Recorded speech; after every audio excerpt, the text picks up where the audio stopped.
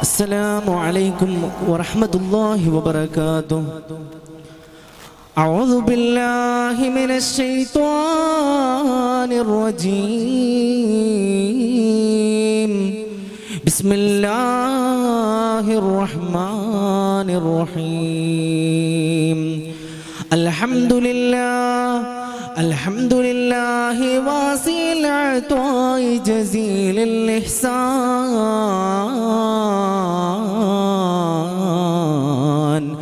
والصلاة والسلام على النبي إمام الكرماء وسيد الأسقياء.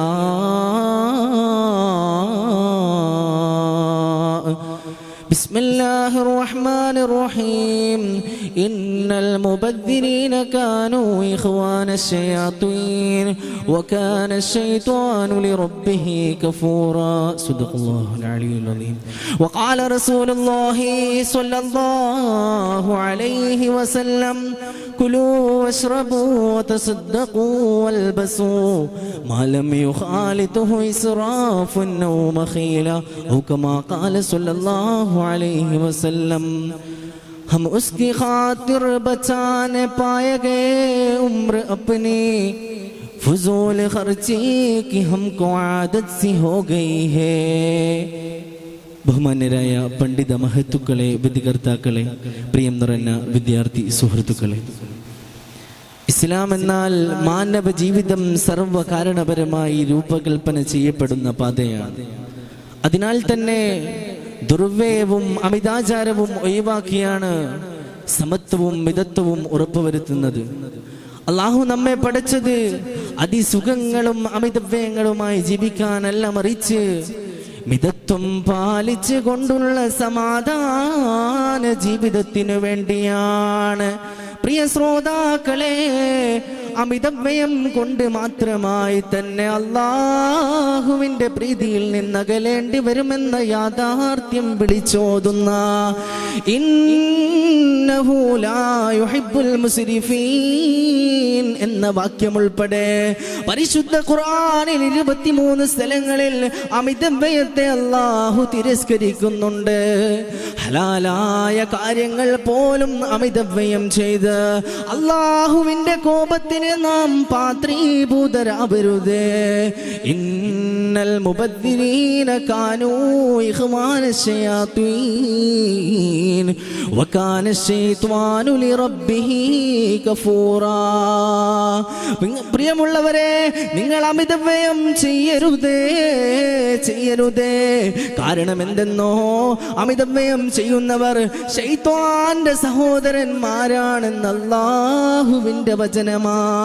അമിതവ്യയം ചെയ്യുന്നവർ തങ്ങളുടെ ധനം വേണ്ടതിനേക്കാൾ അധികം ഉപയോഗിച്ച് അനാവശ്യമായി ചെലവഴിച്ച് സ്വന്തം ജീവിതം ശല്യപ്പെടുത്തുകയാ. പ്രിയമുള്ളവരെ, പ്രവാചക പൂമേനി വാക്കാലരുളുകയാ: കുലൂ വശ്റബൂ വതസദ്ദഖൂ വൽബസൂ മാ ലം യുഖാലിതുഹു ഇസ്റാഫുൻ ഔ മഖീലാ. സർവശക്തനായ ദൈവം അനുവദിച്ചതും പ്രവാചകർ സ്വല്ലല്ലാഹു അലൈഹി വസല്ലമ തങ്ങൾ വിശദമായി വിവരിച്ചതും അമിതവ്യയം കലരാത്തിടത്തോളം, അഹങ്കാര മനോഭാവമില്ലാത്തിടത്തോളം നിങ്ങൾക്ക് കുറ്റമില്ല. കാരണം അത് ധിക്കാരമാ, അനാദരവാ. എല്ലാറ്റിലും അമിതവ്യയം ശരീരത്തിനും ഉപജീവനത്തിനും ഹാനികരമാ. ഇത് നാശത്തിലേക്ക് നയിക്കുകയും ആത്മാവിനെ ദോഷകരമായി ബാധിക്കുകയും ചെയ്യുന്നതാ.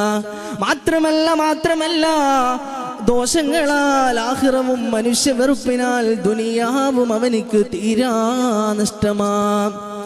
പ്രിയമുള്ളവരെ, ഇതിന്റെ ഒരു ഭാഗത്ത് അനുഗ്രഹങ്ങളെ നിരസിക്കുകയും ദൈവഭയത്തിൽ നിന്ന് അകറ്റുകയും ചെയ്യുന്ന ധാർമ്മിക ദോഷമാ.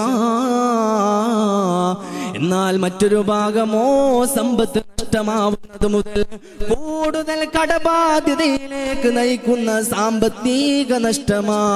പിന്നെയോ ജീവിതം പാഴാവുന്നത് മുതൽ സമൂഹത്തിൽ അസമത്വവും ദാരിദ്ര്യവും വർദ്ധിക്കുകയും ചെയ്യുന്ന സാമൂഹിക നഷ്ടമാ. അതിനാൽ ഇസ്ലാമിൽ മിതത്വം ദൈവം പ്രീതിപ്പെടുന്ന ഒരു പ്രവൃത്തിയാ. പ്രിയരേ, പ്രവാചക ജീവിതം തന്നെ നമുക്കൊരു പാഠമാ. അല്ലാഹു സുബ്ഹാനഹു വ തആല സാധുത്വമുള്ള ജീവിതമാണ് ഇഷ്ടപ്പെടുന്നത്. നാഥൻ നമുക്ക് സാധുത്വമുള്ള ജീവിതം നയിക്കാൻ തൗഫീഖ് നൽകട്ടെ. ആമീൻ. വആഖിറു ദഅവതി അൽഹംദുലില്ലാഹി റബ്ബിൽ ആലമീൻ. അസ്സലാമു അലൈക്കും വറഹ്മത്തുള്ളാഹി വബറകാതുഹു.